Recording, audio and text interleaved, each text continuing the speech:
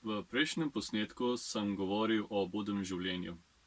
Tudi Buda je imel trnovo pot, ni imel lahko življenje, kljub temu, da je bil v zelo bogati družini, imel vse stvari, vse dobrine na voljo, lahko je užival v čutnih užitkih, baje, da je imel celo 3 palače, pravzaprav mu ni nič manjkalo. A kljub temu si je spraševal ta notranji vprašanja, zakaj je še zmeraj občutek nezadovoljstva. Ker je videl, da če te stvari, zunanje stvari, to udobje, te čutni užitki, to varnost, slava, izgine, kaj v tem potem ostane. Vidi, da je še zmeraj ne izpopolni to neko notranjo luknjo, to notranjo praznino. Zato je išel od doma. Tudi to se dogaja v našem življenju. Drugače ne bi imeli filozofije, religije, drugače ne bi iskali resnice. Ker vidimo, da ne te zunanje stvari, zunanje ideje ali pa užitki in materializem ne odgovori na naša bolj globlja vprašanja. In ravno zdaj, ko smo sredi epidemije, se ljudje začnejo spraševati. Zato, ker so zdaj in nekem odzeto, kam smisel, pa tudi so zdaj izolirani od vseh teh distrakcij. Ko jim je odzeto vse te zunanje udobje, potem se tudi pozna, kaj se res dogaja v človeku. Da vidi, da je bilo zatočišče usmerjeno malo narobe, Torej, da se je iskalo zatočišče v materializmu. In če je potem nekaj odzeto, se potem vidi, koliko je tam praznine. Tudi vemo iz novic, da je danes vedno več ločitev. Torej, ko so zdaj partnerji skupaj, se končno vidita, kdo sta. Torej, isto, ko se mi izoliramo od zunanjih dejavnikov, vidimo, kdo smo. In vidimo, da ni lahko. Ker začnemo videti tudi nekatere stvari, ki jih nismo hoteli videti prej. Ampak smo se zaposlili, zatajili, zakrili, nismo hoteli pogledati v to problem. Ampak moramo tudi videti, da vse te situacije, v kateri smo, je še zmeraj ena stvar, ena posebna zadeva znotraj večjega cikla. Ni samo to, da trpimo zaradi te take in drugačne zadeve, ampak predvsem trenutno zaradi koronavirusa. Ampak moramo to videti v veliko večji perspektivi. Ne moramo mi zakriviti vseh nekih zunanjih dejavnikov, zakaj tako, da bi moralo biti drugače. Ampak vidimo, da vsaka zadeva je se ponavljala. Te problemi so bili v preteklosti in te problemi bojo tudi v prihodnosti. Torej, če gledamo iz neke višje perspektive, da vidimo, da ta cikel o bolezni, starosti, smrti, strahu se je ponavljala in ponavljala. Buda je rekel, da ni samo to življenje, da je bilo tudi preteklo in zatem še eno življenje in še, in je bilo neskončno. In je rekel, koliko solz je teklo iz naših oči, bi lahko napolnil cel ocean ali več. Koliko krvi je teklo od nas na bojnih poljih, vseh teh prejšnjih življenjih, je tudi to že veliko več kot vse oceani skupaj. Koliko kosti smo zapustili za sabo v vseh teh življenjih, je več kot Himalaja. Torej, koliko je bilo trpljenja v vseh teh življenjih, je veliko več. Torej, ta cikel se ponavlja. In zdaj tudi ne moramo biti zdaj naivni, da smo imeli udobno življenje in zdaj, ko pride problem, strese srce. Ampak kaj se dogaja v zunanjem svetu, je to čisto nekaj običajnega, kaj se je dogajalo v svetu, vedno in vedno se bo ponavljalo. Pri Budovem učenju poznamo tudi učenje o ponovnih rojstvih. To je zapisano v spisih, ki se večkrat ponavlja. Veliko mi ne govorimo o tem, predvsem do tega, ker nočemo, da postane neka verska dogma, v katerega treba verjeti. Ampak v ponovno rojstvo ni potrebno verjeti, če človek ni pripravljen v to verjeti. Ker je bolj pomembno vprašanje te notranje eksistenčnega problema, ki se dogaja prav zdaj. In Buda je rekel, jaz ko učim je o tem notranjem vprašanju in o razrešitvi tega vprašanja, te notranje muke, te notranje stiske. Seveda je v redu tudi razmišljati v prejšnjih življenjih in prihodnjih, tudi zato, ker smrt ne bo razrešila vse te zadeve. To se je ponavljalo naše trpljenje skozi ta življenja. Še enkrat in še enkrat in še enkrat. Tega nima konca. Zato ga Buda vabi, če mi razmišljamo o preteklih življenjih, vidimo, da pobeg v smrt ne bo razrešil problema, tudi ne kakšni čutni užitki. Torej, je Buda bolj vabil, da razmišljamo o tem in nekaj naredimo na tem. Torej, da se sprašujemo bolj večja vprašanja, bolj globja vprašanja in ne samo biti fiksiran na vprašanje in problem tega življenja. Bom dal tukaj za eno prispodobo. Naprimer, če človek ima problem s plačevanjem položnice in nima denarja in se odloči, da gre zdaj v banko oropati. Morda bomo uspelo oropati in morda bomo uspelo zdaj plačati račune in imeti neko razrešiti ta trenutni problem, a dolgoročno ne bo v redu. Lahko ga ujamejo, bo še v večji težavi, pa tudi če umre, bojo seveda posledice prišle tudi v naslednje življenje. Torej, zakaj? Zato, ker se ne moramo več zaupati samemu sebi, vemo, da nismo več vredni zaupanja in to se lahko vleče tudi v naslednje življenje in naslednjo in naslednjo. Torej, posledice zagotovo bodo. Torej, Buda je rekel, da moramo mi razmišljati o posledicah na dolgoročen način, ne samo razmišljati, kako se popraskati na hiter in razrešiti kakršenkoli problem tukaj in zdaj v tem življenju, ampak bomo videti, kakšno tako dejanje, ki jih zdaj naredimo, kakšne bojo posledice dolgoročno. Ne samo v tem življenju, ampak lahko so posledice v naslednjem življenju. Pa kljub temu, če ne verjamemo v naslednje življenje, je treba še vedno, moramo še vedno paziti, ker mogoče je naslednje življenje. Če mi ne verjamemo v naslednje življenje, tudi vera, koliko mi vemo, da ni. Torej, v vsakem primeru je treba paziti, da ne bojo negativne posledice in trpljenje in ta občutek manj vrednosti zaradi našega vedenja v tem življenju, pa tudi v prihodnem. Torej, Buda je rekel, da je v redu super, da se razmišlja tudi na višji perspektivi. In če lahko govorimo o naslednjem življenju, temu se reče samsara, vse tale ponavljanje. Sara izhaja iz teh dveh besed. Sam pomeni z, Sara pomeni ista beseda kot Sava, kot slovenska reka in pomeni tok. Torej, samsara pomeni tok. Torej, smo vedno v nekem toku, v nekem ponavljanju, vedno je neko novo rojstvo, novi problemi in potem spet se to ponavlja v naslednjih življenjih. Torej, se vleče. Tako da bom zelo na hiter, upam na hiter, predstavil teh 5 svetov.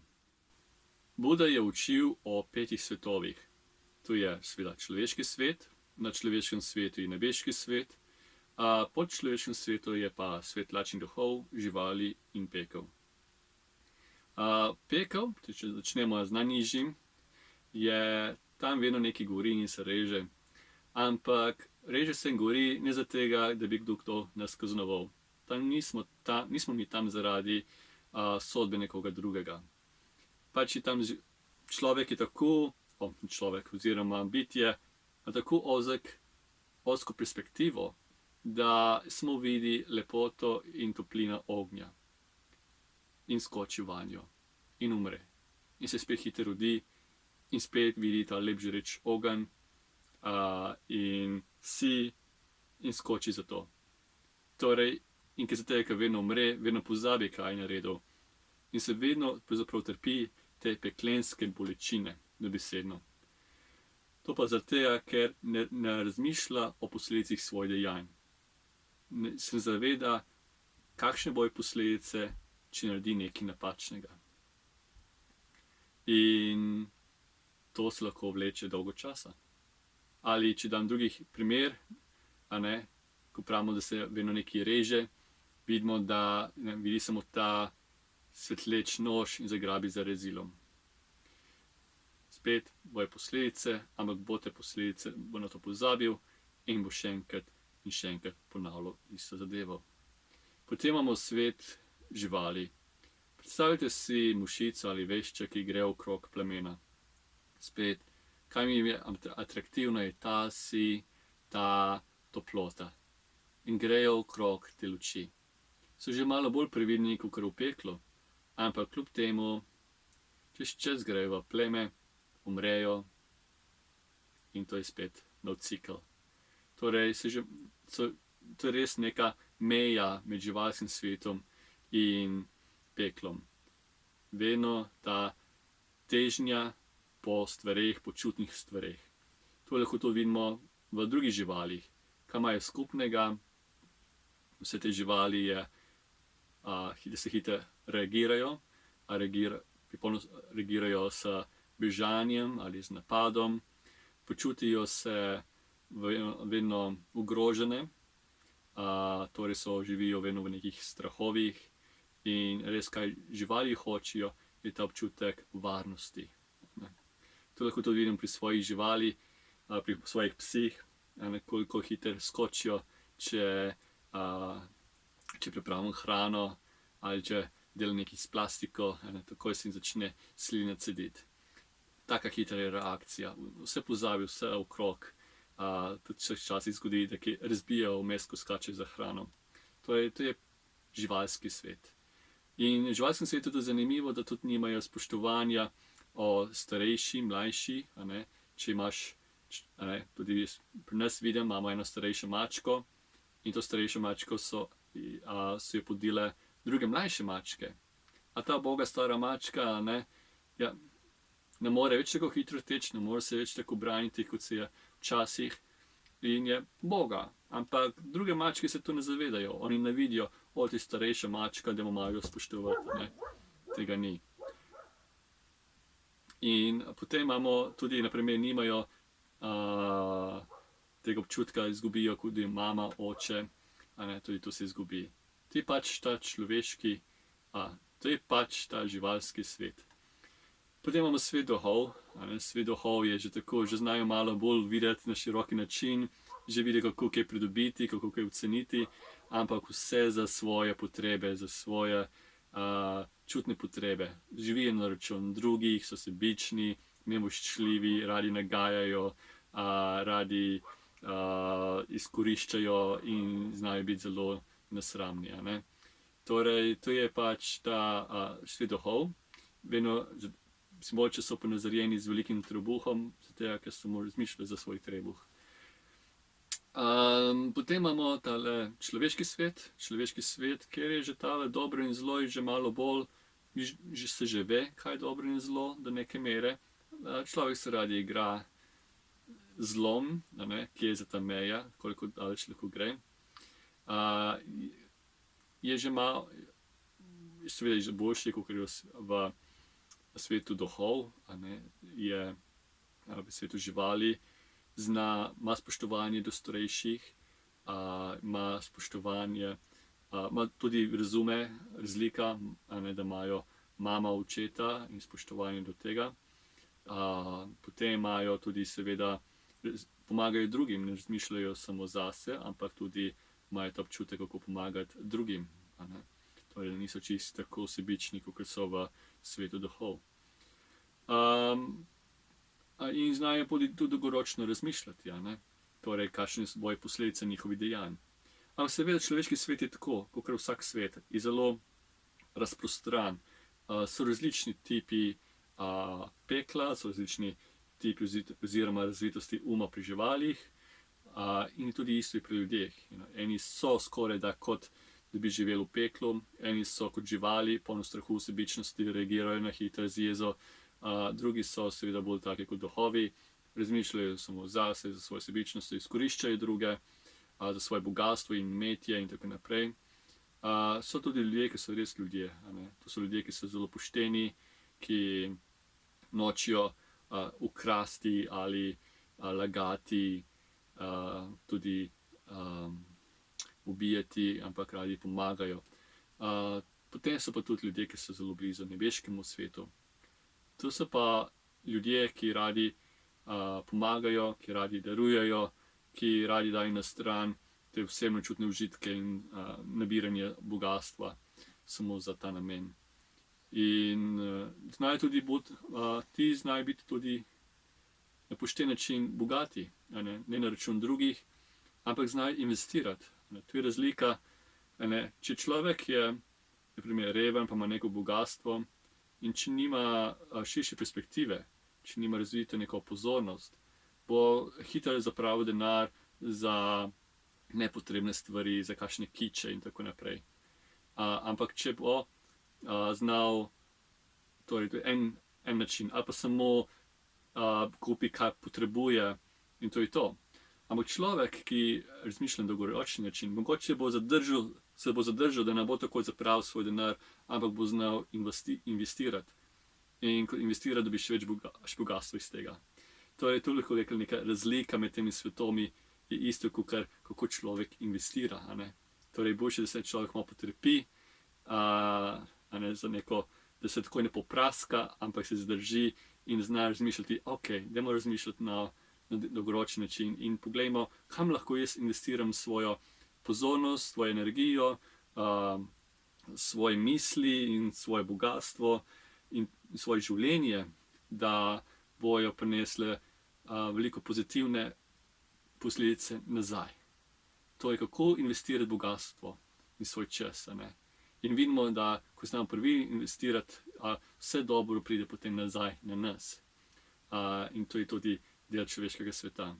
Seveda del sveta, ko človek razmišlja na zelo dolgoročen način, ti gre potem lahko naprej v nebeško stanje. In nebesa so prav to, zelo dolgo življenje, prijetno življenje, ker oni točno vidijo, kakšne posledice bo prinesle glede naših dejanj dolgoročno. Zato ga hvalijo in da hvalijo potrpežljivost, hvalijo radodarnost, hvalijo zadržanost. To so in vrlinost seveda, to so kvalitete, ki so del nebeškega sveta in upajo in imajo včasih povezavo z ljudmi in vabijo ljudi. To vidimo tudi v Svetem pismu, kot v budističnih spisih, kako hočejo, da so ljudje polni vrline, ampak noben svet ni nemiljiv. Človek lahko v nebeško stanje in lahko spet pride nazaj v človeka. Človek lahko se rodi kot lačni duh. In lahko se zgodi, da postane žival ali gre v pekel. Pa tudi pekel ni večen. Tudi pekel lahko gre v živalski svet in živalski svet gre nazaj v svet duhov in nazaj človeka. Torej, ta cikel se ponavlja. In ta cikel samsara nima svojega začetka. Vsi smo šli čez to. Vsi smo bili že v nebesih in vsi smo bili že v peklu. Samo pozabili smo vse na to. In kakšno življenje bomo mi živeli, takšno bomo tudi se ustvarili. Torej smo mi sam svoj arhitekt sveta. Torej res prepuščeno nam. Nebeški svet nas na to opozarja in pravi, kako naj bi morali živeti. Da se mi ne moramo obnašati kot na sebičen način, ampak na prijeten, na na način vrline, da je človek prijazen, da zna lepo govoriti, da zna pomagati. In potem to se bo ocenjevalo. Včasih sploh ni potrebno, da se mi mora svet videti, kakšni smo. Mi ne rabimo ocenjevanja drugih ljudi, da pravijo, ti si pa pošten, ti si pa nesramen, ti pa samo lepo govoriš, pa ne prakticiraš na tak način. Besede o ocenjevanju drugih ljudi to ne bo nič spremenilo. Naše dejanje se bo začutilo. Začutilo se bo samo po sebi. Torej, mi svojega dejanja ne moremo skrivati. Posledice bodo zagotovljene. Zato je dobro razmišljati o teh stvareh. Dobro je razmišljati o smrti. To je tema, ki marsikdo ne mara. Noče razmišljati o tem. Je neprijetno. In prav zato, ker je neprijetno, treba vedeti, zakaj je neprijetno. Zakaj bežimo od tega. Zakaj nočemo o tem se pogovarjati. Pa ravno to nam manjka. Če razmišljamo o smrti, o minljivosti, ne bomo takoj zagrabili za bogatstvo, nabirali bogatstva, ker čemu? Itek bomo vse mogli za sabo zapustiti. In žalitev bo nosila posledice tudi v naslednjih življenjih. Torej, mi moramo biti previdni, kaj zapuščamo za sabo in kakšen si razvijamo.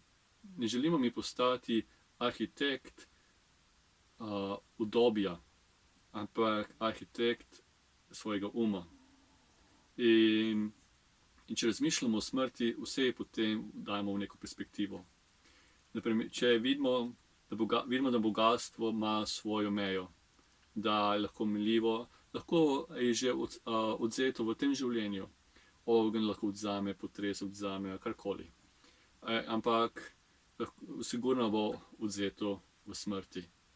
In tudi vidimo, če je bil nekdo, je premoženje, kdo je reven, se zavedamo, da smo bili tudi mi na tem položaju. In lahko se zgodi, da smo lahko mi v njihovem položaju vsak trenutek. Zato, če vidimo nekoga, ki je reven, ki nima nič, mu pomagamo, ker vemo, da smo mi lahko zelo zlahka tudi na njihovem položaju. Enako je tudi za bolezen. Mi smo podvrženi bolezni, mi nismo imuni bolezni, očitno. In ne moramo zdaj biti naivni in zaničevati bolnih ljudi, ampak se zavedamo, tudi jaz sem podvržen tem bolezni in tudi delamo na tem. Enako je za mladost. Ljudje mislijo, da bojo bili mladi večno, in so zasvojeni s to mladostjo, in ko pride starost, hitro treba zakriti, ni več isto, kot zakriti šminko ali z drugimi stvarmi. In ker nočejo se postarati, ni več toliko energije, volje, se to izgine. In če človek je zasvojen z mladostjo, bo potem začel trpeti, ko bo prišel čas za starost. Torej, to se vedno ponavlja. In ta kontemplacija smrti ni tako depresivna zadeva, je osvobojoča, je bolj razjasni razjasni naše odločitve. Torej, če se zgodijo kakršnikoli problemi, naprimer, se nam zgodila krivica, da nas obtoži stvari, ki nismo naredili, ali imamo občutek, da nas napačno ocenjujejo, ali da je nam odvzeta neka svoboda, ali da je nam odvzeta neke dobrine, družina. Ko vidimo v neki večji perspektivi, prva stvar, da bomo umrli, in druga, da svet je veliko večji, kot ga mi vidimo, prvič, mi se ne bomo takoj izgubili v žalovanju zaradi neke edinstvene stvari, ampak bomo videli v veliko večji perspektivi. Še zmeraj ni nobene obljube, da bo kaj lažje, ampak sigurno bo človek živel malo bolj modreje, bolj pametno. In bo videl, da to se je že ponavljalo in to bo še enkrat. Torej, ne bomo več rekli, tega ne bi smelo biti, ampak to je normalno, to je življenje. Tudi začnemo videti, da vse, kar se zgodi, da imamo zase, svoje imetje, svojo družino, svoje prijatelje, da vse to svoje telo, Vse to je sposojeno. In ker je sposojeno, bo tudi seveda enkrat odvzeto. In če nam dajte odvzeto, kaj izgine, je dobro, da si rečemo, ne, jaz sem izgubil, ampak vrniti sem moral, kar ni bilo moje. Tako da to je zdaj zadeva, ki sem jih hotel še omeniti. Govoriti o tem notranjem problemu. Je treba pogledati, kje je najprej bolezen, preden lahko sploh govorimo, kaj je zdravilo in kako jemati zdravilo. Tako da zaradi tega smo govorili o tej eksistenčni praznini, strahu, vseh teh svetovih. Ne zaradi tega, da bi zdaj to jemali kot neko dogmo, ampak kot neko vabilo, da se pogledamo vase in vidimo, da ta notranji problem ni samo ta notranji eksistenčni problem, ampak zelo bolj univerzalen problem naše eksistence. In tudi problem vseh drugih ljudi, tako da lahko dobimo tudi malo več sočutja do drugih. In v naslednjih posnetkih se bomo bolj dotaknili razumevanja tega doživljanja, kako je vse to strukturirano, pa še druge napotke, ki jih je Buda dajal. Tudi o tem, kako se meditira.